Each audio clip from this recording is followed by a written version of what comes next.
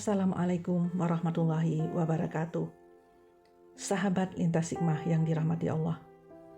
Sadarkah bahwa kita sudah memasuki era di mana akhlakul karimah sudah sangat asing di kalangan kaum muslimah. Banyak di antara kita yang terbiasa saling mencela dan merendahkan orang lain. Maksiat dan kebatilan sering terlihat samar, bahkan dibuat sewajar mungkin supaya kita dapat memakluminya. Kita seringkali tak merasa bersalah, padahal jelas-jelas melakukan hal yang salah. Urat malu para muslimah telah ribuan kali disebut putus, disebabkan perilakunya yang seringkali tak mencerminkan identitasnya. Padahal kita wanita mulia yang telah Allah limpahkan karunia, diberi pelindungan supaya kehormatan tetap terjaga, dibuatkan aturan khusus sebagai bentuk cintanya yang tak pernah putus. Namun kita seringkali lupa kemana kita akan pulang pada akhirnya. Kita juga sering lupa bahwa setiap perbuatan sekecil apapun pasti ada hisabnya. Sahabatku yang beriman, kita mengaku muslimah, tapi hobinya body shaming. Sudah saatnya kita berhenti mengomentari fisik seseorang dengan cara yang keliru. Jangan membela diri dan mengatakan bahwa itu hanyalah candaan. Mestinya bercanda tidak membawa fisik, apalagi sambil menertawakan ramai-ramai. Di media sosial, entah sudah berapa banyak komentar body shaming yang diucapkan oleh para muslimah kepada muslimah lainnya. Sesama wanita bahkan bisa saling menghina fisik dan tidak segan mengatakan kalimat kasar. Apalagi jika sudah berdebat antara satu dan lainnya, sudah tak seperti seorang muslimah lagi ucapannya. Apa untungnya mengomentari fisik seseorang? Apakah karena standar cantik di negeri kita harus punya tubuh tinggi, berkulit putih, dan berhidung mancung? Ketika ada yang tidak memiliki penampilan sesempurna itu, langsung dijadikan sasaran bullying. Body shaming bukan hanya akan menyakiti hati seseorang, tapi juga membuatnya merasa kehilangan rasa percaya diri, hingga tak jarang merasa rendah diri. Apalagi jika masalah ini terjadi terus-menerus dan berkelanjutan. Bisa jadi korban body shaming mengalami gangguan kesehatan mental karena merasa tertekan. Kasus body shaming di Indonesia juga sangat banyak. Bahkan sampai ada korban body shaming yang rela masuk rumah sakit supaya kurus dan tak mendengar lagi celaan dari teman-temannya. Meskipun harus sakit, ia tak peduli. Kondisi seperti ini tak bisa lagi disebut hanya sekedar candaan. Mencela fisik seseorang bisa berpengaruh pada kondisi psikologisnya juga. Kurus banget sih, coba gemukkan dikit, pasti lebih cakep. Ya ampun, kamu pendek banget sih, sampai susah bedainnya sama anak SD. Kalimat-kalimat itu mungkin terdengar lucu bagi sebagian orang, tapi sebenarnya itu bukan kalimat candaan yang tepat, karena berhubungan dengan mencela fisik. Jika kita masih belum berhenti melakukannya, bisa jadi kita memang belum layak disebut dewasa. Orang yang sudah dewasa dan punya pemikiran yang matang, tentu tidak akan bercanda sambil menyakiti seseorang, apalagi menyebut orang lain terlalu baper dan sensitif. Padahal, sikap kitalah yang perlu dikoreksi supaya tak lagi menghina fisik. Tidak ada manusia yang sempurna, bahkan yang punya tubuh tinggi serta berwajah cantik juga punya kekurangan.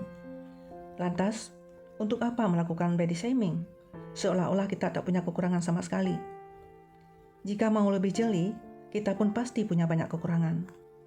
Mencela fisik seseorang sama saja dengan mencela penciptanya. Siapa yang suka punya tubuh pendek dan wajah jerawatan? Siapa yang mau terlahir dengan kondisi fisik yang tidak sempurna? Masing-masing kita tak punya pilihan ketika dilahirkan ke dunia ini. Kita membawa takdir dan cerita masing-masing yang harus diterima. Dear muslimah, mari kita belajar menerima diri sendiri dengan segala kelebihan dan kekurangan yang telah Allah berikan. Tak usah mengikuti standar cantik orang lain. Semua wanita terlahir cantik dengan kelebihannya masing-masing. Cantik jangan lagi dinilai dari penampilan fisik, tapi nilailah dari hati. Penerimaan diri yang positif akan membuat kita mudah menghargai orang lain. Kita akan jauh lebih berhati-hati ketika berkomentar dan berbicara. Jangan sampai menghina fisik dan menyinggung perasaan. Muslimah cantik tidak dinilai dari fisiknya yang sempurna, tapi dari hati dan takwanya. Semoga Allah melimpahkan karunia tak terkira bagi hati yang dipenuhi oleh rasa syukur. Hai orang-orang yang beriman, janganlah suatu kaum mengolok-olok kaum yang lain, karena boleh jadi mereka yang diolok-olok itu lebih baik dari mereka yang mengolok-olok. Dan jangan pula wanita-wanita mengolok-olok wanita-wanita yang lain, karena boleh jadi wanita-wanita yang diperolok-olok itu lebih baik dari wanita yang mengolok-olok. Dan janganlah kamu mencela dirimu sendiri. Dan janganlah kamu saling memanggil dengan gelar yang buruk. Seburuk-buruk panggilan ialah panggilan yang buruk, fasik sesudah iman. Dan barang siapa yang tidak bertobat, maka mereka itulah orang-orang yang zalim. Quran Surah Al-Hujarat ayat 11. Sahabat lintas hikmah yang disayang Allah, sesungguhnya Allah telah menciptakan seluruh makhluk hidup tanpa sia-sia.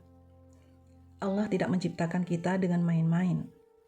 Kita diberi kesempurnaan akal dan juga pandai berpikir.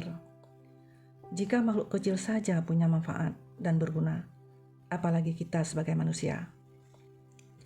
Dear Muslimah, pernahkah di antara kita merasa useless? Merasa bahwa kita tidak berguna sebagai manusia, bahkan kecewa pada diri sendiri.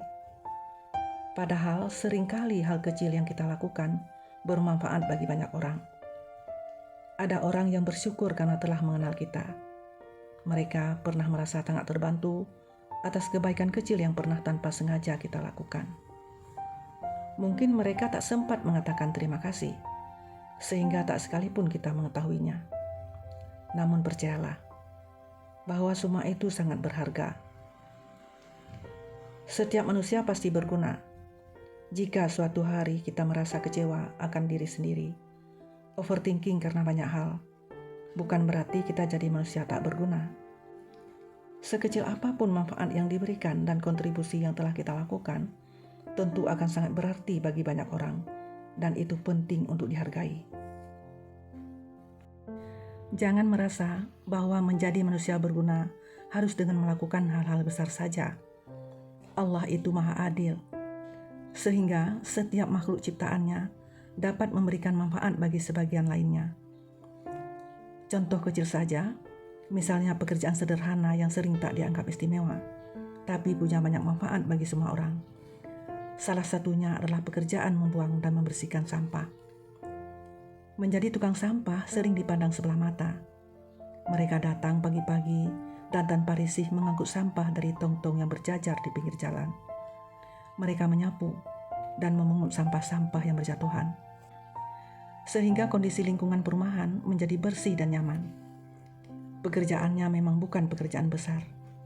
Siapa sih yang ingin jadi tukang sampah? Tak banyak orang menginginkan profesi seperti ini. Namun tanpa mereka, kita tak dapat hidup dengan nyaman. Lingkungan perkotaan akan tercium aroma busuk dari tong-tong sampah yang penuh sesak. Lingkungan kita tidak akan bersih, dan tentu saja dapat memicu timbulnya banyak penyakit. Lihatlah, pekerjaan sederhana seperti ini saja ternyata bermanfaat dan berguna. Tanpa mereka, hal besar pun tak bisa diwujudkan. Begitu juga dengan kita. Sekecil apapun kontribusi dan manfaat yang dapat kita berikan, itu sudah lebih dari cukup, yang mestinya membuat kita dapat menghargai diri sendiri. Kamu berguna, kamu berharga. Jika mental useless muncul pada diri kita, coba renungilah beberapa poin ini. Pertama, kurangi overthinking dan obrolan negatif dengan diri sendiri. Kita harus mulai menyadari bahwa setiap hal memang tidak bisa selalu dipikirkan positifnya saja. Tapi tak boleh juga menganggapnya selalu buruk. Saat kita mengalami kegagalan, ini bukan fase akhir dari hidup kita. Kita masih punya kesempatan untuk mencoba hal yang sama dengan lebih baik. Kita juga tak bisa mengatakan bahwa kegagalan adalah akhir dari semua hal. Itu hanyalah bagian dari proses yang mesti kita jalani dalam hidup, dan coba terimalah. Semua orang mengalaminya dan jangan merasa sendirian. Kedua, jangan merasa rendah diri. Lakukanlah hal-hal sederhana yang dapat memberikan manfaat bagi lingkungan sekitar kita. Dengan membahagiakan banyak orang, perasaan kita akan jauh lebih baik. Bahkan, hanya dengan sekadar menyapa tetangga dan teman-teman di kampus, hati kita akan menjadi lebih lega. Ketiga, tulislah hal-hal positif setiap menjelang tidur, serta semua hal yang patut disyukuri sepanjang hari ini. Lakukanlah dengan rutin, dan kamu akan merasa jauh lebih baik, insya Allah. Keempat, berhentilah membanding-bandingkan diri dengan orang lain. Setiap orang punya kelebihan masing-masing, termasuk kita. Tak seharusnya kita merendahkan diri sendiri, sambil memandang istimewa orang lain di luar sana. Tak ada orang yang terlahir tak berguna, bahkan meski mereka belum sukses sekalipun.